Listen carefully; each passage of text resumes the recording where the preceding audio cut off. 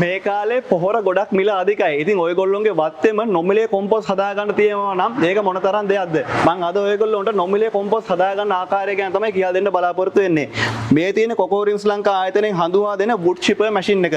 ඉතින් මේ machine එක ආධාරයෙන් ඔයගොල්ලෝගේ වත්තේ තියෙන ගිනි සීරියා, පොල් අතු, ඒ වගේම පොල් ලෙලි වගේ දේවල් මේ machine එකට දාලා ඉවර වෙලා මෙන්න මේ පැත්තෙන් චූටි කෑලි වලට කඩා ගැනීමේ හැකියාවක් තියෙනවා. ඉතින් අපි මේ වගේ machine එකක් භාවිත කරලා ඒ දේ කරගන්නේ ශුද්‍රජීවී වියෝජනය වැඩි කරගන්න, පහසු කරගන්න.